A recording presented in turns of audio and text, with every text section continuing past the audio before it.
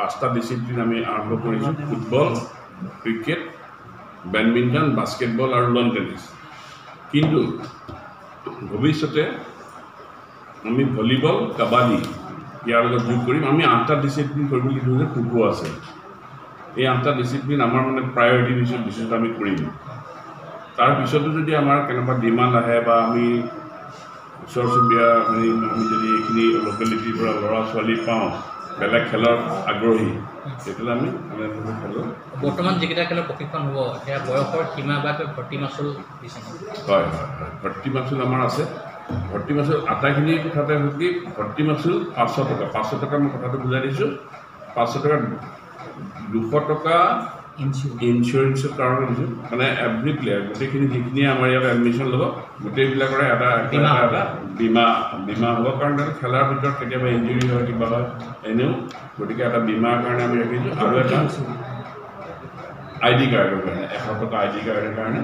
আৰু বাকী 200 টকা মই এডমিশ্যন ফি দিওঁ আৰু দৰিদ্ৰ ঘৰৰ ল'ৰা ছোৱালীৰ কাৰণে কিবা সুবিধা কৰিছে নেকি আপোনালোকে আমি তেনেকৈ এটা কথা কি যদি তেনেকুৱা আহে আমাক যদি কোনোবাই বিচাৰে কয় আমি যদি দেখোঁ যে প্ৰতিভাৱান দৰিদ্ৰ হ'লে আৰু আমি যে খুলিব দিম কিন্তু যদি কথাকে প্ৰমিজিং তেতিয়া আমি নিশ্চয়কৈ আমি তেওঁলোকক যিটো ক্ৰীড়া বিভাগ আছে তাত এইটো পঞ্জীয়ন হৈছে নে ব্ৰহ্মপুৰ স্পৰ্টছ এছ'চিয়েশ্যনটো এফিলিয়েট হয় নে নহয় ব্ৰহ্মপুৰ এছ'চিয়েশ্যনটো এতিয়া এফিলিয়েশ্যন কৰা এইটো কিন্তু ছ'চাইটিৰ ৰেজিষ্ট্ৰেশ্যন হৈ গ'ল ছ'চাইটিৰ কিন্তু ইয়াতে মানে এক ক্ৰাইটেৰিয়া আছে ব্ৰহ্মপুৰ স্পৰ্টছ এছ'চিয়েশ্যনে এতিয়া টীম বনাই লৈ আমি মিনিমাম 2 বছৰ হ'লে লীগ পাতিব লাগিব মানে এইটো হ'লে ষ্টেট বডিবিলাকৰ যিবিলাক ষ্টেট এছ'চিয়েশ্যন আছে তেওঁলোকৰ ক্ৰাইটেৰিয়া মতে আমি সোমাই পেলাই আমাকতো নিদিব কাৰণ আমি এক্টিভিটিজ আমাৰ দেখাব লাগিব আমি এতিয়া ক্ৰিকেটৰ কাৰণে বহু টকা খৰচ কৰি পেলাই আমি ধৰি লওক গ্ৰাউণ্ডখন বনাইছোঁ এটা সৰ্বাংগ সুন্দৰ গ্ৰাউণ্ড বুলি চবেই কৈছে যোনে আহে গতিকে ক্ৰিকেটৰ পৰা আমি হয়তো আমি আশা কৰিছোঁ ক্ৰিকেটৰ পৰা আমি ফাইনেন্সিয়েল এছিষ্টেঞ্চ পাম এইখিনি মেইনটেইনৰ কাৰণে বা খেলা ধূলা পাম ক্ৰিকেটৰ কথা কিন্তু ফুটবল হওক বাস্কেটবল হওক বাকী অন্য খেলাখিনি আমি লীগ পাতি দেখাব লাগিব ক্ৰিকেটৰো লীগ পাতিব লাগিব এফিলিয়েশ্যনৰ কথা কোৱা নাই মই এছিষ্টেণ্টৰ কথাই কৈছোঁ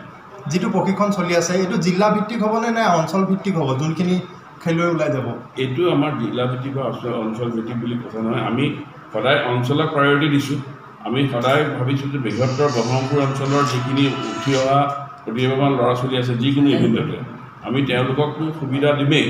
কিন্তু আৰু যদি কোনোবাই নগাঁও আহে বুলি কয় বা নগাঁৱৰ বাহিৰৰ পৰা আহে বুলি কয় আমি তেওঁলোকক ৰাখিম বাধা নাই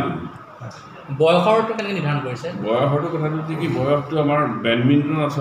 বেডমিণ্টনত 3টা কেটেগৰী আছে না আমি বয়সটো আমি ক্ৰিকেট 6 বছৰৰ পৰা 6 বছৰ মানে তেনেকৈ কেটেগৰী আছে আৰু ইয়াত ঊৰ্ধ্বসীমা বয়সৰ মানে কি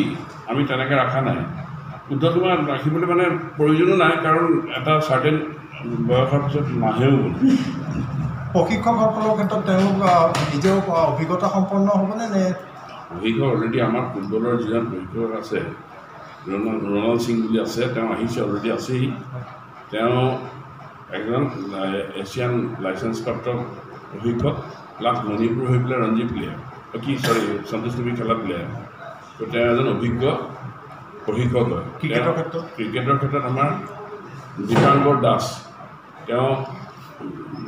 ষ্টেট ক্ৰিকেটাৰ আছিলে ৰাজ্যিক পৰ্যায়ৰ খেলুৱৈ আছিলে তেখেতে আনকি নেশ্যনেল কেম্পতো সুবিধা পাইছিলে যাব নোৱাৰিলে এনেকুৱা আৰু তেওঁ লাইচেঞ্চপ্ৰাপ্ত তেওঁ প্ৰশিক্ষণপ্ৰাপ্ত প্ৰশিক্ষক কিমানমান আছে প্ৰশিক্ষাৰ্থীসকলক এতিয়ালৈকে কৰ্চ কৰি থকা এতিয়ালৈকে আমাৰ ফৰ্মটো ঢেৰ ল'ৰা ছোৱালীয়ে নিছে কিন্তু আমাৰ 69 হৈছে 69 নতুন হিচাপে ভালে আৰম্ভণিটো হওক এতিয়া আমাৰ প্ৰত্যাহ্বান আছে যে আমি কিন্তু দৃঢ়তাৰে আৰম্ভ কৰি বুলি ভাবিছোঁ আপোনালোকক কৈছোঁ আমি চেষ্টা কৰিম সম্পূৰ্ণ চেষ্টা কৰিম আমি কোনো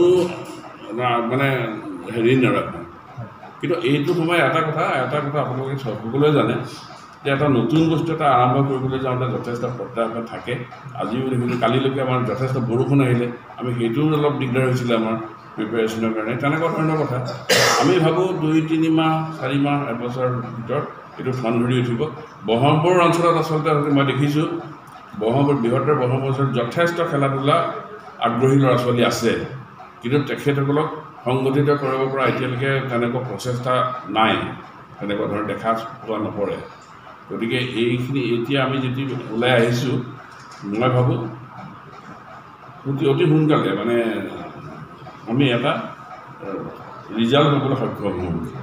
আমাৰ ৰিজাল্ট মানে কি, আমাৰ প্ৰথমতে ইয়াতে ল'ৰা ছোৱালীখিনি আহি যে খেলিব, আহি পেলাই খেলিব, মই সেইটো কথাহে কৈছোঁ। বাকী পিছৰ ৰিজাল্টটো পিছৰ কথা, তেওঁলোকে পাৰফৰ্ম কৰিব। এতিয়া বৰ্তমান কি কি খেলৰ সুবিধা হৈ উঠিছে? এতিয়া আমি সুবিধা আমাৰ আছে 5বিধ খেলৰ। ফুটবল আছে, ক্ৰিকেট আছে,